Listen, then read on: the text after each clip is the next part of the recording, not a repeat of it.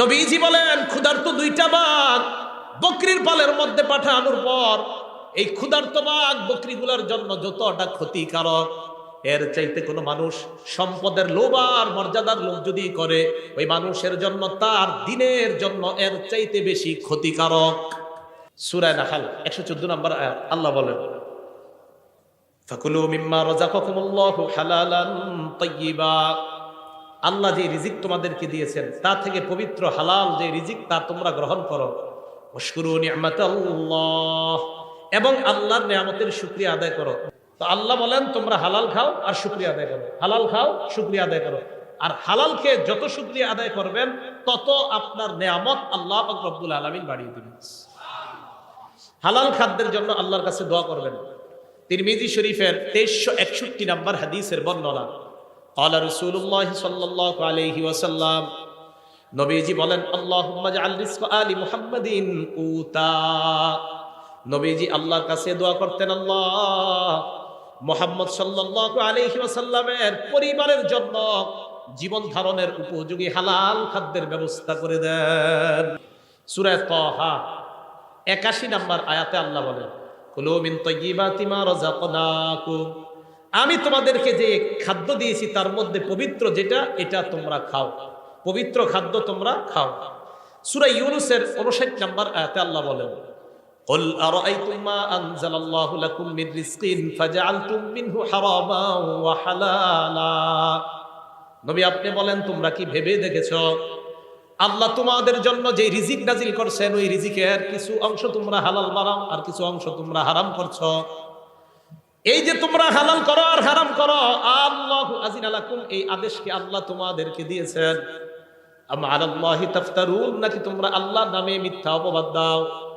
এই আদেশ কি আল্লাহ তোমাদেরকে করেছেন কিছু হালাল কিছু হারাম করার জন্য, নাকি আল্লাহর নামে তোমরা মিথ্যা অপবাদ দাও?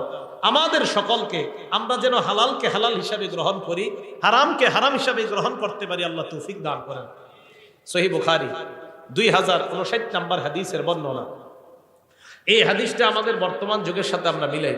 আন আবি হুরায়রা রাদিয়াল্লাহু তাআলা আনহু قال قال رسول الله صلى الله عليه وسلم, আবু হুরায়রা রাদিয়াল্লাহু তাআলা আনহুর বর্ণনা, নবীজি সাল্লাল্লাহু আলাইহি ওয়াসাল্লাম বলেন, ইয়াতি আলান নাসি জামান, মানুষের উপর এমন একটা সময় আসবে, লা ইউবালিল মারউ মা আখাযা মিনহু, মানুষ যাচাই বাছাই করবে না কোত্থেকে সে উপার্জন করে, আমিনাল হালালি আমিনাল হারাম। নবীজি বলেন এমন একটা সময় আসবে যে সময় মানুষ পরোয়া করবে না, হালাল কামাই করলো না হারাম কামাই করলো পরোয়া করবে না, পকেটে আসলেই হয়, হালাল হোক আর হারাম হোক এটা পরোয়া করবে না। এই যুগ নবী বলছে আসবে, আপনারা বলেন এটা কি আসবে? তাখরিজু শরহিস সুন্নাহ একটা কিতাব, এই কিতাবের 4113 নম্বর বর্ণনা। আন আব্দুল্লাহ ইবনে মাসউদ রাদিয়াল্লাহু তাআলা আনহু قال, আব্দুল্লাহ ইবনে মাসউদ রাদিয়াল্লাহু তাআলা আনহুর বর্ণনা, তিনি বলেন, ইয়া আইয়ুহান নাস ইত্তাকুল্লাহ, হে মানুষ তোমরা আল্লাহকে ভয় করো, রিজিক অন্বেষণে তোমরা মধ্যপন্থা অবলম্বন করো। এবার যেটা বলবো অনুবাদটা মন দিয়ে শুনেন, কি কয় দেখেন, লা ইয়াহমিলান্নাকুম ইস্তিবতাউর রিজকি, হালাল পথে রিজিক আসার বিলম্ব হওয়াটা, কি কয় দেখেন, হালাল পথে রিজিক আসার বিলম্ব হওয়াটা, লা ইয়াহমিলান্নাকুম, তোমাদেরকে যেন উদ্বুদ্ধ না করে, আন তাতলুবুহু বিমাআসিল্লাহ, হালাল পথে রিজিক আসা বিলম্ব হওয়াটা তোমাদেরকে যেন হারাম পথে দ্রুত রিজিক কামায়ের প্রতি উদ্বুদ্ধ না করে।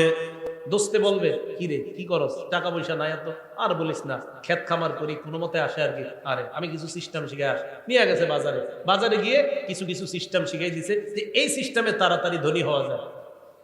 ওলামায়ে কেরামের কাছে জিজ্ঞাসা করছে, হুজুর আমাকে এরকম সিস্টেম দিচ্ছে, আলেমরা বলছে এটা তো হারাম সিস্টেম, এটা তো সুদি সিস্টেম। কয় না, এখানে তো ইসলামের নামাজ। কিসের নামাজ? কয় এবং ওই অফিসের মধ্যে তো এটাও লেখা, পিছনে সূরা বাকারার 275 নম্বর আয়াতও লেখা আছে, আহাল্লাল্লাহুল বাই'a ওয়া হারামার রিবা, আল্লাহ ব্যবসা হালাল করেছেন, সুদকে হারাম করেছেন। এটা তো পিছনেও লেখা আছে, এরপরে ওই অফিস কিভাবে হারাম কাজ করে? ইসলামের লেভেল, কোরআনের আয়াত আর হাদিস পিছনে লাগায়া সুদের কারবার যদি কেউ করে, এটা কিয়ামত পর্যন্ত হালাল হবে না, হারাম এটা হারামই থাকবে। তাহলে লেভেল লাগাইলে হারাম হালাল হয়ে যায় না, কি কথা বুঝে আসছে? আচ্ছা, তিরমিজি শরীফের 2376 নম্বর হাদিসের বর্ণনা, হাদিসটা মন দিয়ে শুনেন। দুটি ক্ষুধার্ত নেকড়ে বাঘ একটি বকরির পালের মধ্যে পাঠায়া দিয়েছেন। অনেকগুলা বকরির পালের মধ্যে দুটি ক্ষুধার্ত বাঘ পাঠায়া দিয়েছেন। বকরি থাকবে না সব শেষ হবে? ক্বালা রাসূলুল্লাহ সাল্লাল্লাহু আলাইহি ওয়াসাল্লাম, নবীজি বলেন, মা জিবান জাইআন উরসিলা ফি গানামিন বিআফসাদালাহা মিন হিরসিল মারই আলাল মালি ওয়াশ শারাফি লিদীনিহি।